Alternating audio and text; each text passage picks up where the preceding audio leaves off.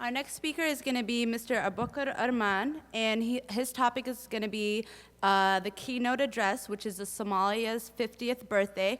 His topic is going to be regarding critical reflections on Somalia's 50th anniversary and the hope inspired by the Somali Diaspora youth. Abukar Arman is an analyst on Somalia, Islamic issues, and U.S. foreign policy. Mr. Arman is also the Somali envoy to the United States. The first portion of his lecture is just going to be a lecture, and after that, he's going to have 15 minutes of question and answer, inshallah.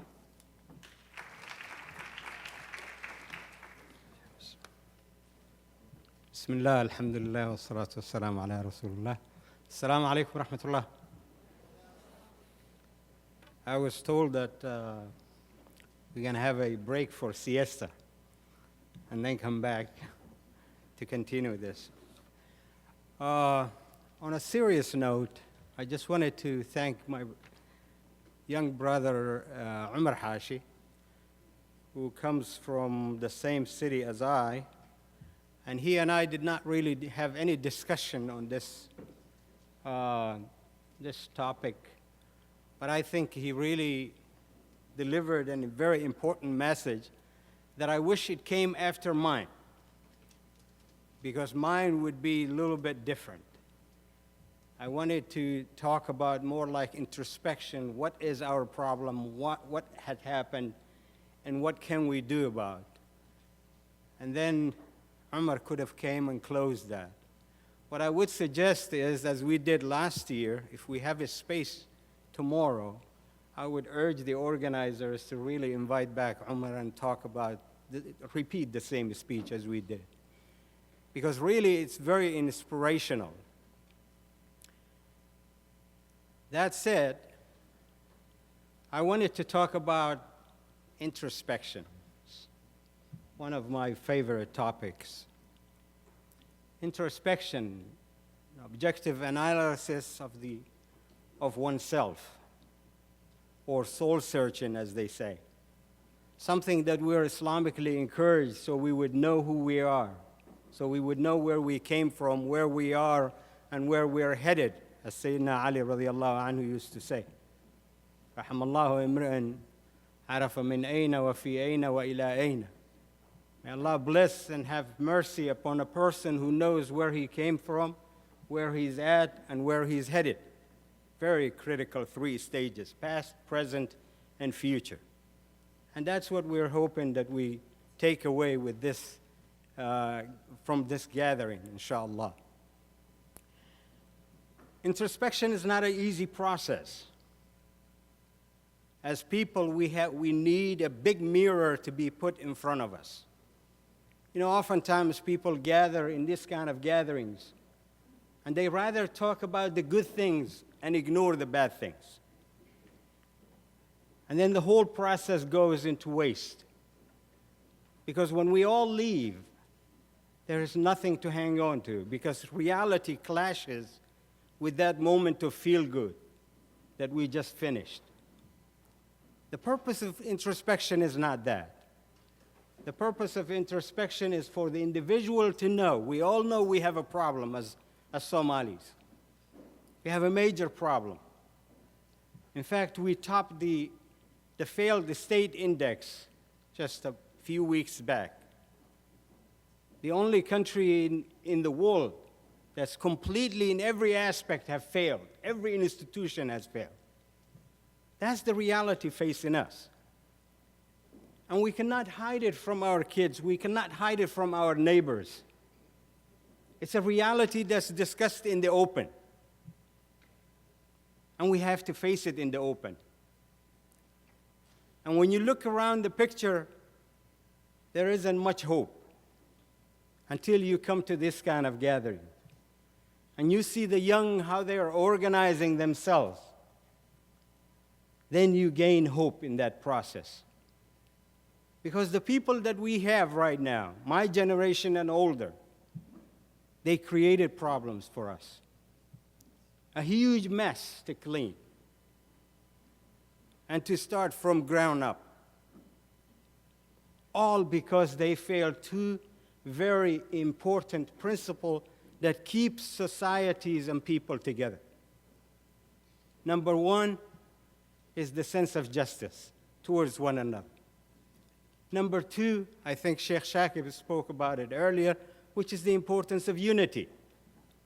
How people have to collaborate and how people are interdependent in every aspect.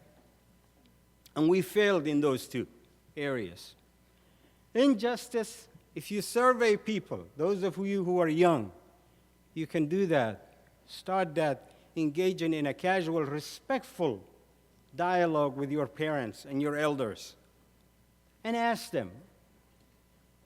And say, were there ever some abuses of justice that has taken place in Somalia? Most likely the answer that you will get is yes. There has been a lot of injustices that has taken place. And when you ask them, they're most likely to give you an answer that's a political answer. They'll always tell you about what went wrong in terms of when people were competing for political control over the others. They'll give you different periods of time, of history. Some might say it started in 78, some might say no, it started in 88, some might say no, it started in 91. Others might say no, it started in 2006 after the Islamic courts were defeated, and then beyond, and so forth and so on. And some might even say, no, wait a minute, we have forgotten the period where the militia that did not even know what they were doing just, ousted the functioning system. It started then. All of those are politics. All of those are political answers. What they don't tell you is the sense of injustice that started in Somalia goes far beyond colonial era. Not while Somalis were competing with power. That sense of injustice started with clanism itself. Clanism itself.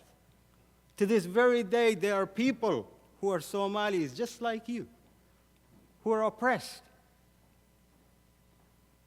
who are denied their rights, their God-given rights, as dignified human beings.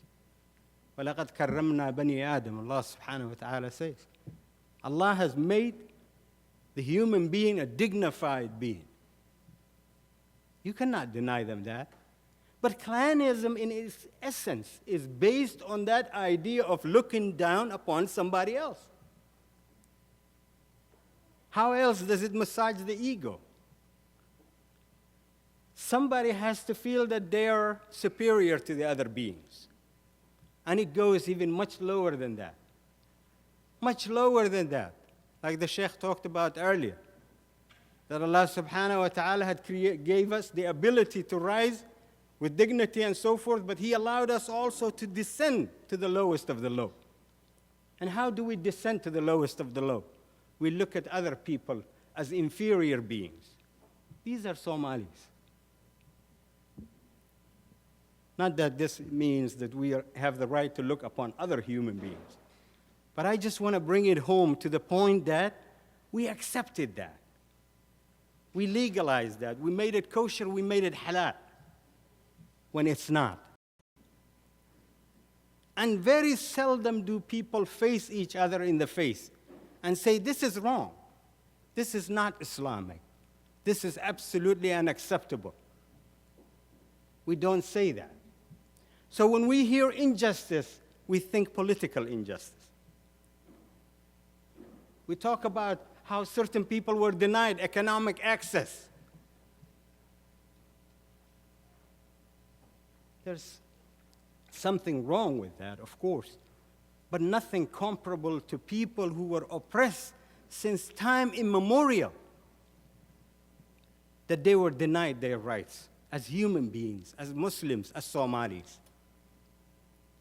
So until we come to that understanding that what we have been doing is wrong, and in order to step and reach that better tomorrow, we have to address these issues, then we will fail. It will be an exercise in futility.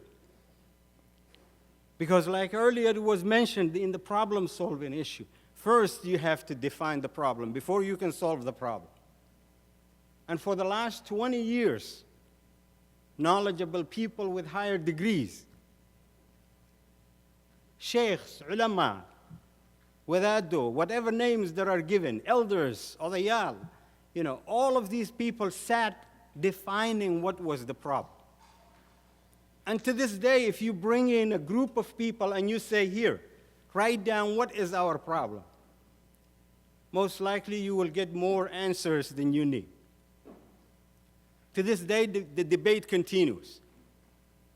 Because what we did not understand is the simple answer to that definition problem is all the above. The answer that always comes to the end of that multiple choice that says all the above. Because every individual who suffered, who had a bad experience in those years, their definition is the one that they give you. And you have to accept that. But if you're still focused and fixated in one particular definition and deny the others, then that debate will continue till God knows when. So that's what we did on the side of injustice and how much we abused justice. Now, the other area that we failed, of course, is unity. The importance of understanding how families function together, societies and communities and nations, and now even the world, because we as human beings are interdependent. We cannot do without one another. You and I came this morning, coffee was in place, with all the breakfast things. Somebody did that. Somebody had to make the coffee, somebody had to squeeze the orange juice and so forth and so on. Yes, we buy it from the stores, I know. But still, somebody had to do it. So if that person did not do it, regardless of how much money I have, I would not have access to that. That's how interdependent we are. Amazingly, though, as Somalis, we don't fail to understand that. We have no problem understanding how we're dependent on others. What we fail to understand is how much interdependent we are, you see. From the government to the individuals, everybody understands the importance of having the international community come in to assist us. Why should they assist us? Why should they assist us if they have no interest in this whole thing? This whole relationship is a give and take. If you understood that you deserve or you need someone to assist you, then you better be willing to assist somebody else. And if you're really sincere about that formula of give and take, then you have to apply it on your own before you can ask for an outsider. So if we failed among ourselves to understand that, how in the world would we understand in comparison in relationship to others? That's the core of our problem. Unity. The Sheikh emphasized, he gave you all the ayat regarding that. The importance of understanding that we always worship Allah subhanahu wa ta'ala in the collective. Ihdina as-sirat al-mustaqim. We're praying even to Allah subhanahu wa ta'ala in the collective. We don't say, Ihdini, guide me, O Allah, to the right path. We say, guide us, even if I'm praying on my own. And 17 times during the course of each day, if you're praying the 5 mandatory prayers, we repeat that. And we don't even understand, most of us, the significance of that. The unity, the significance of unity, which is what Allah subhanahu wa ta'ala stresses. Oftentimes we will pray with people along the side, the front line of the prayer of the masajid. Allahu Akbar, everybody's in the prayer. But violate the rights of that same person as we walk out. Or we might not even want to marry our daughters or allow our sons to marry their daughters or vice versa, because we think of them as inferior. Yet we will pray with them. And this is the part where we failed. Our ulama had failed us. because they spoke of the religion always in the sense of theory. They always gave you the theory, but not in the practice. But this deen is about mu'amalat, about akhlaq, about Rasulullah alayhi salatu wasalam. He said that I was not sent except to perfect or to teach the best of character, good character. وَمَا بُعِثْتُ إِلَّا لِأُتَمِّمَ مَكَارِمَ الْأَخْلَاقِ. This is what the Prophet said. I was not sent for any other reason except to do this. So in other words, to teach people how to interact with one another, how to be good to one another, how to be good neighbors to one another, how to collaborate when it's necessary to collaborate, and so forth and so on. All of that is the basis of the deen. If we don't understand that aspect of the deen and only focus on the ibadat, we fail half of the deen. In fact, in the Quran and all the hadith, when you see it or read it and learn a little bit about it, there is more emphasis on the mu'amalat, interaction with other people, than the ibadat, the worship of Allah subhanahu wa ta'ala. Because ultimately that's the goal of the deen. To teach the individuals to live with one another in peace, to respect one another, to be good neighbors to one another, to treat each other as brothers and sisters, and so forth and so on. That's what the ultimate goal of the deen is. But if you want to see how when nations fail to understand how they look like, if you really want to see that, look at our own. Our own. If we were a motor, and motors are different units that kind of come together, engines are assembled together so they can fulfill one particular function, right? They work together in harmony. Well, we're a disjointed one and a disassembled one, and a dysfunctional one. We're not doing much. We're just pieces that are thrown all over. And if we were a human being, our nation was just an individual, a human being, that human being would be one that's suffering from chronic illness, multiple chronic illnesses that all need to be treated differently. And some of them might need medications that will cause even side effects that will even harm the other illnesses or make the other illnesses worse. That's our condition. Now we can debate all day long as to which one goes first or which one should we address first and so forth and so on, and that will just prolong our misery. Or we can take the position that says, listen, now I know where we are. Now I can see the problems. Now I can see the damage that we did to ourselves. Now I have to reach across the table. I have to reach across the cities. I have to reach across the schools. I have to reach across organizations and every little thing that divide people, across families and so forth and so on, and really invite others to be part of the process. And say, look, we have done a damage to ourselves, and only us can reverse that.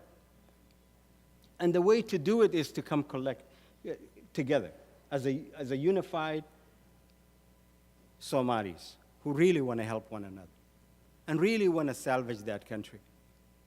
Which is why I said this speech before me really belonged after me, not before me. Of course, no one knew, and I came from the same city. I didn't ask him. I wish I did. I wish I did.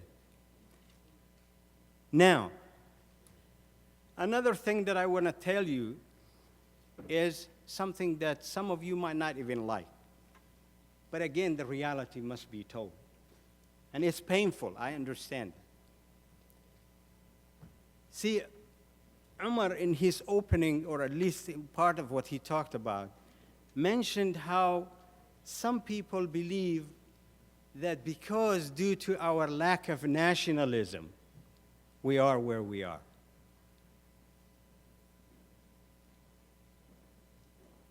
I belong to that group. I have a confession to make. And some of you might be in shock and say, what is he talking about? Well, throughout the years, if you look at history, only few Somalis, handful of Somalis understood the concept of nationalism. The rest of them, they did not understand much. At best, they were celebrating what can be described as situational nationalism. Or they were testimony to that.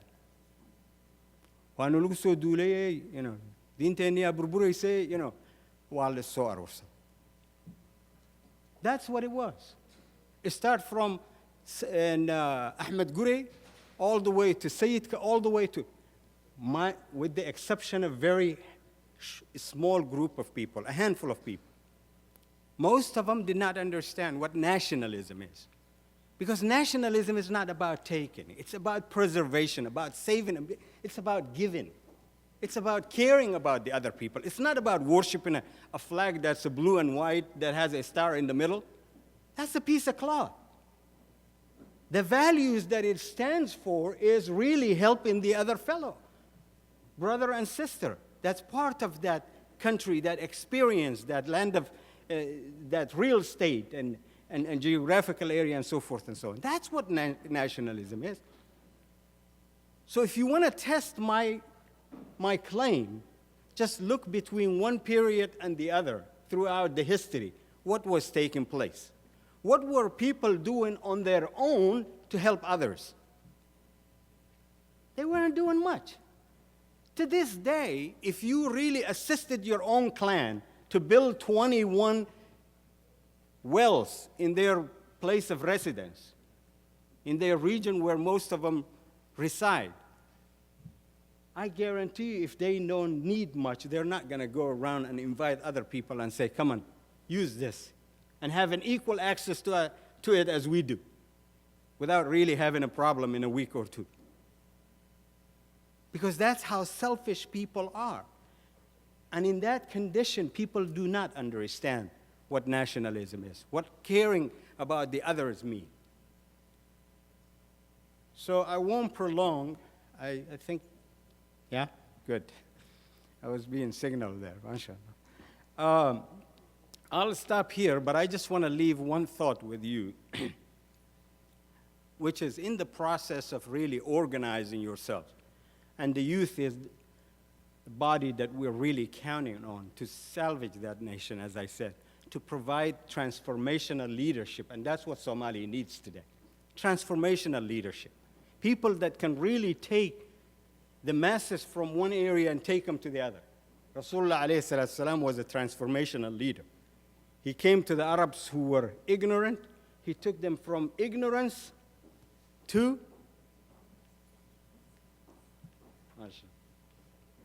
oh, those are questions. Okay, the questions keep coming already. Okay, so transformational leaders is what we really need. Now, in doing that and really organizing ourselves, I'll just give you one advice. Actually, make that one is a quote that I want to share with you, but one advice. Really avoid the exclusivist trap that the elders had fell in. What do I mean by that? See, when there is a problem in the Somali culture now, it's always the elders that are called over to the table. Let's look for the elders, and the elders are brought. There's nothing wrong with the elders. The elders are full of wisdom, and we should respect them, and that's the Islamic way of doing. But there is no such exclusivity in Islam. See, this deen does not give the exclusive rights to the elders to solve the problems. Nor does it give the exclusive right to the young to be the only group that has a monopoly over solving problems. But it encourages, and this is the way of the Prophet ﷺ, to involve all who can. Bring in those who can, which is really consistent with what, again, Umar was talking about, those who have the ability. Age is irrelevant to the whole thing. And I mean this, because there are a lot of examples in the Sunnah. Umar bin Khattab, one of the most brilliant leaders that grew up under who learned under the Prophet ﷺ, one of the most brilliant leader whose 10-year leadership is well documented and all of us know about it. He appointed Abdullah ibn Abbas radiallahu anh, who was 13 years of age, 13, imagine that, to become part of his Shura Council due to his knowledge and his wisdom. And when some people got offended by that, he put him to test. Ask this young man whatever you want and see how he answers and the knowledge that he has and so forth and so on. So that's an example. Of course, we hope that we have a lot of 13s and 12s, and I see a lot of young. We need to engage them if Allah subhanahu wa ta'ala gave them that wisdom and knowledge. Bring them along. Why not? But don't fall in that exclusive trap that says, well, you know what? It's our generation's time, therefore let's exclude the elders, for example. And therefore, you will have to learn everything by experience. I mean, in other words, you will have to repeat a lot of mistakes that those who are much older than us, than you, than I, have made already. And we can learn from that experience. We don't have to repeat it, is what I'm saying.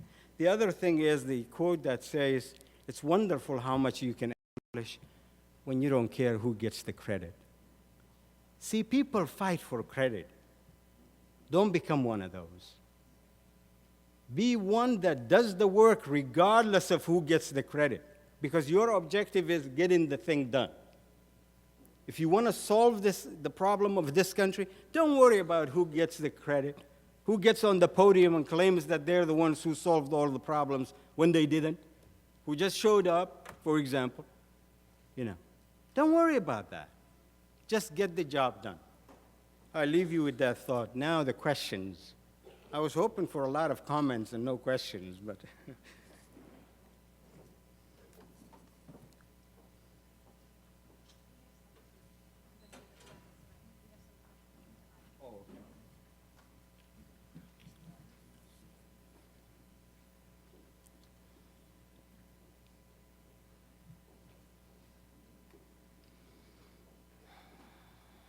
MashaAllah. Well, the first question is,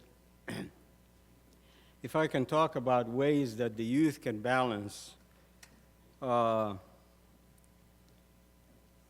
their role as Americans and their role as Somalis. See, first I want to answer that question by saying the human being is a complex machine, or, a person, he or she, you will find them, they entertain multiple loyalties to a lot of different, and some people get nervous when you say multiple loyalties because some people use this negatively. But I want to talk about the positive aspect of it. The person can be loyal to so many different things, to their profession, to their neighborhood, to their region, to their, to their country, a lot of different loyalties that they can have. And all of these, they complement one another unless the two are clashing directly against one another. For example, I cannot claim I'm an atheist and I'm a religious person at the same time, because the two are contradictory. So I cannot really claim that, right? But can one claim to be a good American and good Somali at the same time? Of course, yes. Can a person claim to be a good Muslim and a good American and good Somali at the same time? Of course, yes. Why not? They're not contradictory. They, in fact, complement one another. So the more you can do that, the better. And on top of that, I think one of the hadith the Sheikh mentioned earlier, which is or somebody did anyway, beneficial knowledge. I think Sister Fawzia opened with that, the beneficial knowledge. And how the individual Muslim is supposed to be productive wherever he or she is. So it doesn't matter, even if you're not citizen. If you're not citizen and you're part of this society, you're supposed to be productive citizen. Citizen of the world. Citizen of humanity. Okay? But you have to be productive as a Muslim.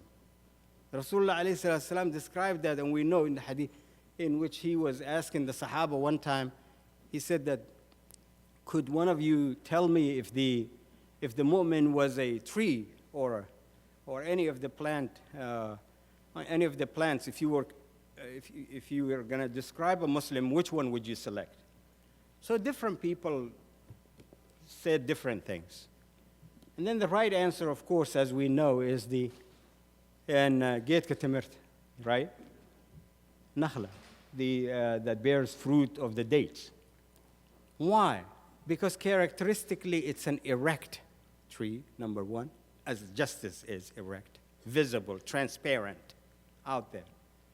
And he said the leaves of it does not touch the ground. It's a perennial tree.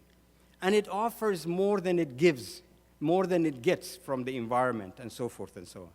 So that's what the characteristic of the Muslim is supposed to be. But there's a question, I think a hand is raised. You have in the aisles? Okay, inshallah. And we will alternate. I have another one also here. In your opinion, how can the youth contribute to rebuilding our society in concrete steps? Would you repeat that, please? I'm sorry, and get it close to you. Sorry. In your opinion, how can the youth contribute to rebuilding our society in concrete steps? In concrete steps. MashaAllah, that's where I'm hoping that you guys will lead me and I'll follow if you talk about the concrete ones. MashaAllah, but good question nevertheless. The key thing is to organize yourselves. And I think that's where the first concrete step comes from that. I have seen in Ohio, I have seen here in Virginia, Minneapolis area, in so many different, where the Somali youth are now in the formation. They're kind of coming together, okay? And you will see people just in the immediate sense, they start having their own issues for various reasons. I mean, some were mentioned earlier.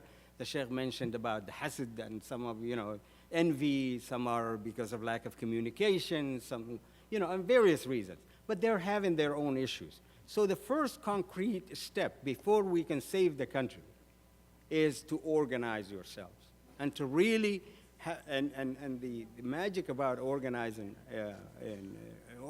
groups is normally the ones that become the center pillar are the ones that are most patient. The ones that kind of immunize themselves before they come to the meeting. Okay, I'm going to go to this meeting.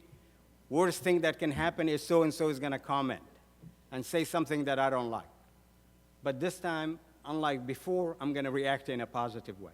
You're already coming there immunized, expecting bad reaction, and you're ready with a positive reaction. But what happens oftentimes is that an infant or organizational level comes to hit a concrete wall easily.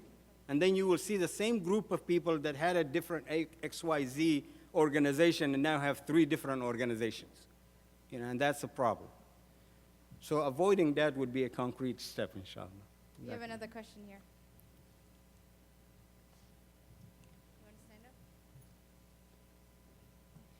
Do you think that the outcome of this conference will be that more people are active in Somalia's government? More people would be active in Somalia's what? Government. Government. Wow. Good question. Yeah, mashallah. And, well, that's one step, definitely. This is not a recruiting ground, but this is, this answers, of course, for yes, if you want to join that, especially you.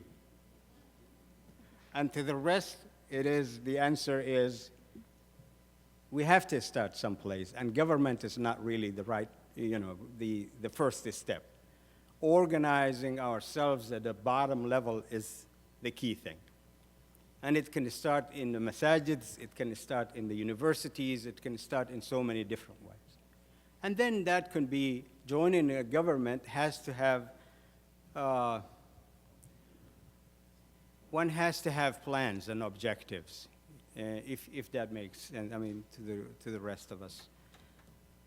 But good question. It caught me by surprise. And I'll talk to you after the conference, okay? MashaAllah. MashaAllah. What are the reasons we lack nationalism, true nationalism, and what can the youth of diaspora do? Could you please repeat that one? What are the reasons we lack nationalism, and what can the youth of diaspora do? Okay. I still didn't catch it. Can you? What are the reasons we lack nationalism, true nationalism? What can the youth of diaspora do? MashaAllah. Wow. Because we lack true, and that's a very good question. True nationalism, as I said, is about caring towards others. Look, human beings are nations and societies and communities and families, right? That's our groupings in most cases, right? Your family would be more important to you than the next door family or 3 houses down the road for a reason. Because this is your immediate responsibility. Then your neighborhood becomes your second most immediate responsibility. And then your country becomes the third, and so forth and so on. And that's how human beings really develop that whole idea of nationalism. It's not just out of the blue. These are people that you shared not only in area of residence, but you really had common language, and you interacted with them, and you developed a safe area where you all can live, and you respected each other's properties and so forth and so on. And you want to maintain that relationship. Ultimately, that is what nationalism is. And you give that sense of responsibility a priority over other things. But it's more than giving than receiving. Unfortunately, in the Somali culture, since the independence, mandek was not something that was supposed to be fed. You probably would not know what I'm talking about, but your dad is sitting next to you. He would explain what I mean by that. So, but mandek was supposed to be something that you got something out of. You know, you got milk out of it, and the she-camel, the symbol of the nation, mandek. You know, but it was not no one was responsible to feed it, in other words. I don't know of anyone who was charged to feed mandek. You know, I know everybody was competing on getting something out of mandek, right? Out of the nation. But I'm not sure if there was anyone who was charged to feed it. So the sense of responsibility, nationalism, is when you understand that concept that, well, look, it's not always take. Regardless of how much money you got in the balance, if you keep taking and not putting anything back, it doesn't take a genius to figure out that you're not going to have anything at the end. And that's what happened to this nation. So now, in order to rebuild sense of nationalism, first we have to define what nationalism is. And then we have to confine it to mean something important, something productive for us, which is the enlightened nationalism. The enlightened nationalism is very selective. And it says, wait, forget about the years of the past and what it meant, okay? Because some of it, even to think it's illegal. It violates the international law. You know, the 5 Somalis, you know, to get back and so forth and so on. Jazakumullah khairan, I get this, so that means I'm done. Assalamu alaikum wa rahmatullahi wa barakatuh.